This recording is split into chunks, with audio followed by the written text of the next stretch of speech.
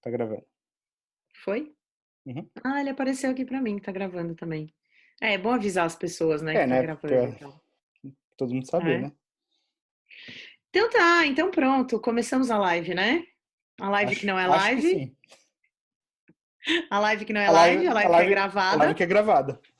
né? A live que não é ao vivo, porque sei lá porque aconteceu, o Canadá resolveu bloquear a conta do Felipe, né? A gente dá um jeito, né. Tudo tem jeito nessa vida, né? Diz a lenda. Fê, antes de mais nada, então, muito obrigada por a gente conseguir fazer essa live. Fazia muito tempo que a gente não se falava já, né? Sim, sim. Ah, obrigado eu pelo convite, é um prazer estar aqui. Imagina, e para mim também.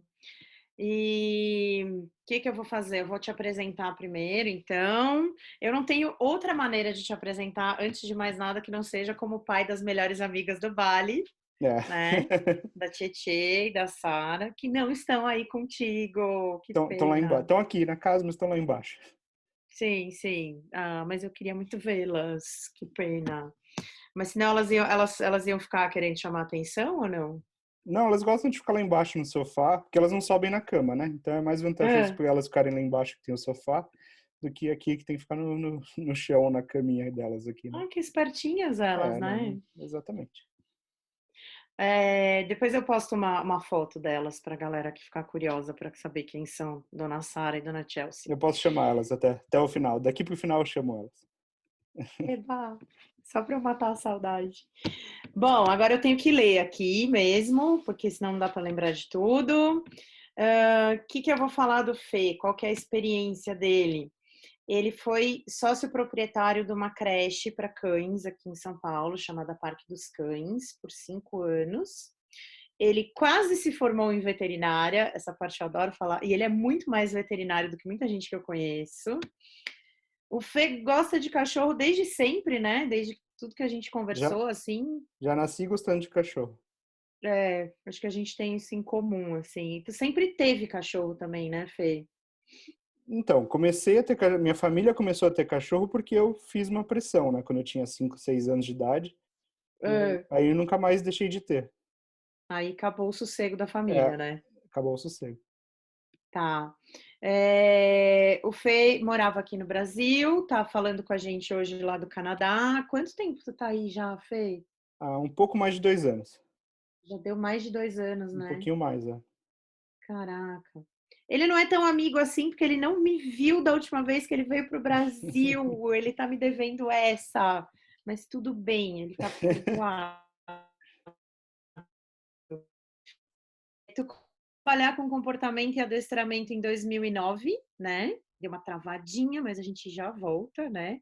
Foi 2009 que tu começou a trabalhar com comportamento e adestramento, né? Sim, então, na verdade, não diretamente com adestramento, mas hã, eu estava ainda até na faculdade e meu primeiro estágio foi num hospital, mas logo depois eu eu queria trabalhar com alguma coisa que fosse mais para o lado de comportamento, lidar com cães, saudáveis que não estivessem num hospital, e eu comecei a trabalhar numa creche para cães. Até então tinha algum conhecimento, amador de adestramento, mas foi então que eu comecei realmente a estudar mais e a realmente, trabalhar diretamente com cães que não eram só os meus, cães de estimação mesmo, né. Uhum.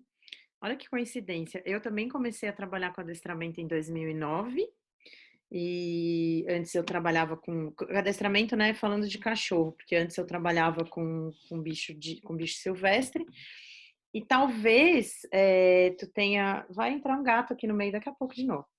E talvez tu tenha saído da faculdade pelo mesmo motivo pelo qual eu não entrei, porque tu falou um negócio agora que me marcou, assim, tipo, eu queria trabalhar com cães saudáveis, né? E eu É. sempre tive essa impressão da veterinária, sei lá, naquela época também que eu fiz faculdade, não existia veterinária comportamentalista, né? Não foi na verdade um ato tão pensado de deixar a veterinária, né, foi Hum, meio que comecei, quando eu abri o Parque dos Cães, eu acabei vendo que precisava mais dedicação do que eu podia dar, fazendo... Então, foi muito difícil conciliar manter uma creche e fazer uma faculdade ao mesmo tempo. E a princípio eu parei por um tempo e acabei não... E agora eu tô aqui no Canadá, então acabei não, Não dando não certo voltando, para né? voltar. Porque, claro que uma coisa não exclui a outra, né? Fazer veterinária seria uma coisa interessante para trabalhar com comportamento, mas acabei indo em outra direção, né? Uhum. Na época que eu acabei escolhendo biologia, eu não tinha nem noção de que veterinário podia trabalhar com comportamento, né? Na minha cabeça, onde eu encontraria não o adestramento propriamente dito, né? Mas trabalhar com o comportamento dos animais, assim, acabou sendo achei que fosse na biologia. E de repente também, ainda bem que foi esse o caminho, porque aí eu fiz um curso de enriquecimento ambiental, e aí foi que eu falei, meu, é isso que eu quero fazer pro resto da É, vida. Então, né, tipo, vai saber se. Mas hoje a veterinária tem um campo dentro do comportamento muito legal, né? Eu, é, tipo, é. Não, então, até na época que eu estava na faculdade, não tinha tanto essa questão de veterinário trabalhando com comportamento. Até existia, não que não existisse, mas era uma uhum, coisa que estava muito mais engatinhando aí, né? Então, eu não tinha, ninguém tinha tanto conhecimento de que isso era uma possibilidade. uma possibilidade. De Uhum. repente, se fosse hoje, talvez eu encararia que valeria a pena e que no meu caminho não era só trabalhar, fazer uma especialização ou trabalhar no hospital, alguma coisa assim, né? Penso a mesma coisa. Hoje aí no Canadá, tu tem uma empresa de adestramento, né, que chama Perspectives Dog Training e que tá por hora pausada, né, por conta do nosso coronavírus querido, que parou a vida de todo mundo, né? Mas tu chegou a fazer alguns atendimentos, né, Fê? Sim, sim, eu tava atendendo, na verdade, eu trabalhei por mais de um ano na Humane Society e pela Humane Society eu fazia atendimentos também, eu trabalhava lá período integral e também no meu tempo livre eu ainda fazia alguns adestramentos para os cães que eram adotados lá, então, além de eu cuidava da parte de adestramento dos cães que estavam na Humane Society por algum motivo, né, seja por adoção ou seja por tem alguns motivos que podem levar um cão a ficar um período na Humane Society. Então, Hum, todo o planejamento de treinamento ou comportamental desses cães era o que eu fazia e eu também fazia atendimento de alguns cães que eram adotados lá e precisavam, às vezes era mandatório, então às vezes as pessoas precisavam realmente continuar o continuar adestramento um que tu já tinha adestramento começado lá. isso, ou às Uhum. vezes eles contatavam e pediam alguma ajuda. E explica para mim o que que é a Humane Society, só assim, tipo, qual que é o formato dela, qual que é o papel dela na vida dos cães, assim? Porque acho que a Sim. gente não tem nada parecido com isso aqui no Brasil, né? Não, não. Quer dizer, no Brasil tem várias organizações também, mas acho que nada tão amplo e tão unificado como a Humane Society. Então, a Uhum. Humane Society não existe só no Canadá, né? Existe em vários países na Europa, nos Estados Unidos, aqui no Canadá. E, na verdade, é uma organização não governamental, mas que tem Hum, algum papel vinculado ao governo, né? Então, dependendo da onde for, né? Então, no hum, caso aqui onde eu moro, por exemplo, eles têm um papel também de proteção animal, então eles vão investigar casos de crueldade e eles têm um poder até hum. de algum Tirar o poder de cachorro, se for o caso? eles precisam agir junto com a polícia, alguma coisa assim, né? Precisam entrar com um processo, mas sim, eles têm mais poder do que alguma organização, qualquer outra organização não governamental, né? Então eles têm embora eles não tenham, eles não recebam de dinheiro do governo a não ser quando eles prestam serviços para o governo, né? Aí é Uhum. diferente, mas a grande maioria do dinheiro deles vem de doações realmente, e aqui é muito cultural das pessoas doarem e serem voluntários também, então às Uhum. vezes até muita gente põe faz no testamento, coloca que quer deixar dinheiro para o Humane Society, então é bem interessante, Sério? é bem Que interessante. legal. Então, isso é legal porque faz com que eles tenham bastante recurso, né, para fazer o trabalho deles, e então é basicamente o motivo da gente não ter animais de rua aqui abandonados, né? Então, um cachorro, principalmente cachorro, quando tem um cachorro na rua, Hum. o natural aqui é que alguém vai pegar esse cachorro e levar para a Humane Society. Então,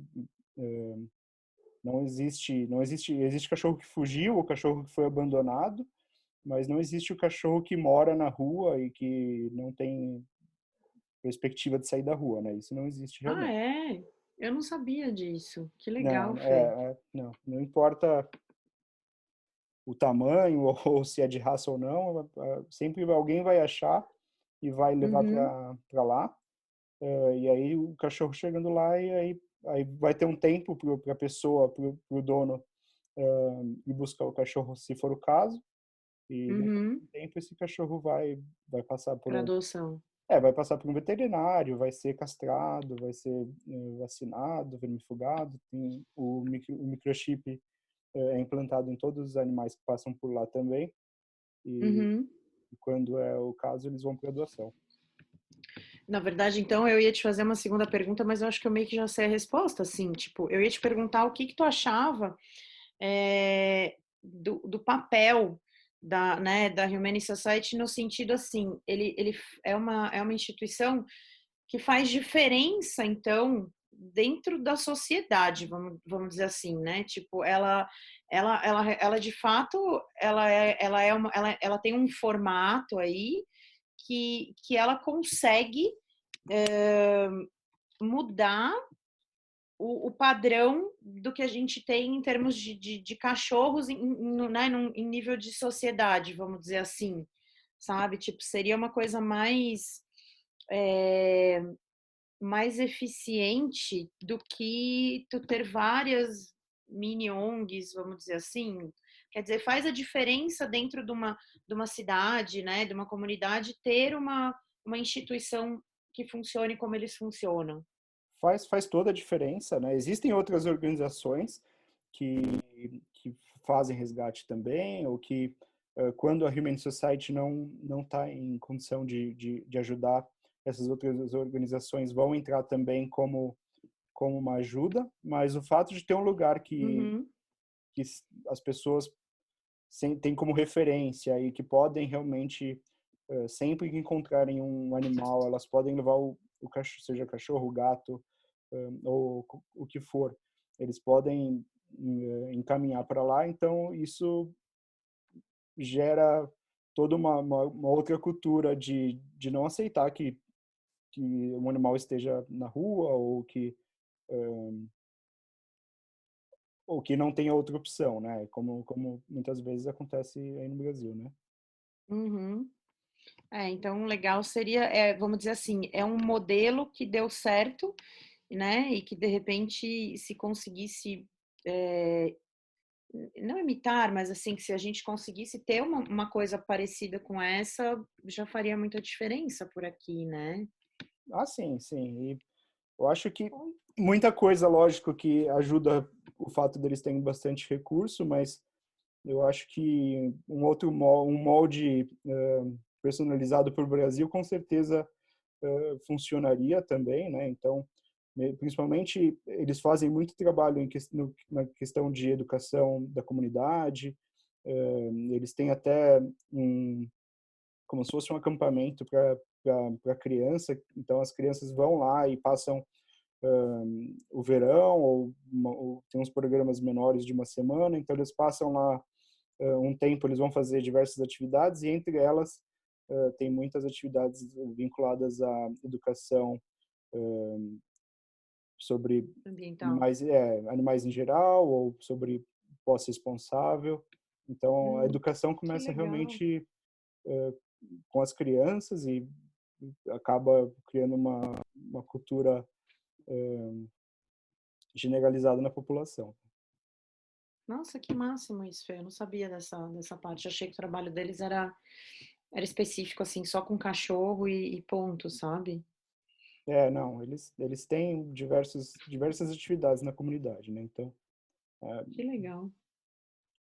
E uma coisa que eu ia te perguntar, que eu, assim, eu sempre questionei muito, né? Não julgo porque não sou eu que estou lá com a mão na massa, mas eu sempre questionei o modelo de, por favor, alguém adote esse cão, seja lá a família que for e o cão que for.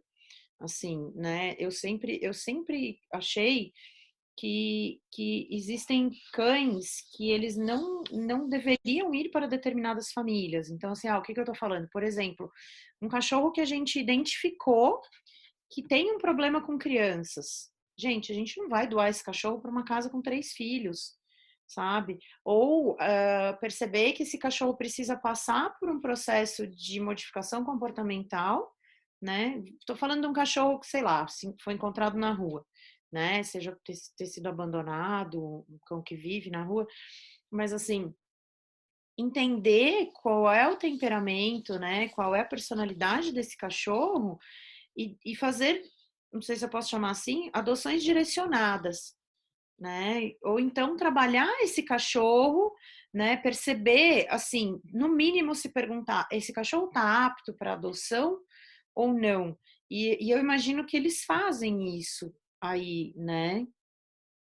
então, sim, então todo cachorro que passa, não só pela Humane Society, mas por qualquer organização aqui, Hum, eles vão tentar coletar o máximo de dados a respeito daquele cachorro, né? Então, se é um cachorro que veio, que alguém trouxe e não se sabe nada do passado do cachorro, a gente vai trabalhar, eles vão trabalhar com o que eles conseguem descobrir ali na hora, então eles vão ver como o cachorro reage em relação a pessoas, em relação a estresse quando vai no veterinário.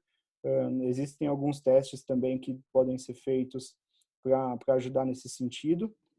uhum, E, e aí, diante desse perfil, eles vão criar um perfil do adotante também, né? Então, hum, e não tem escapatória. A pessoa que quiser adotar vai ter que encontrar um cachorro que case de perfil.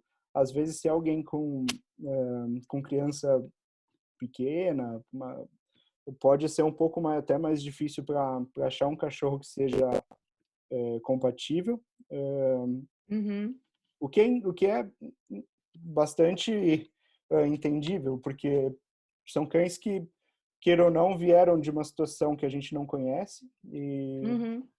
e que a maior parte deles já são adultos e então eu acho que é realmente necessário ser bastante responsável nesse sentido para garantir não só a segurança da criança, mas do cachorro também. Eu imagino que esse tipo de processo, assim, ele mantenha o cachorro por mais tempo na organização, né? Até ele passar por, né, por toda uma, se for o caso, né? Passar por um treinamento, esperar por essa família que case com esse temperamento dele e tal. Mas em compensação, eu imagino que a taxa de devolução desses cães adotados ela seja muito menor, né? Porque a partir do momento que tu combina, vai passar um gato aqui de novo. A partir do momento que tu combina essa família com esse cachorro, que na verdade eu vejo que é o que acontece com cão de assistência e cão guia, né? Eles não se compram um cachorro e diz, ó, treina ele para o meu filho, Sim, né? A gente treina um cachorro, entende quais são as características daquele cachorro e a gente acha a pessoa adequada para formar a dupla com aquele cachorro, né? No caso de um cão de assistência, no caso de um cão guia. E eu imagino que quando existe esse processo de não ser qualquer família adotar qualquer cão, né? Eu imagino que a chance de sucesso dessa combinação seja muito maior.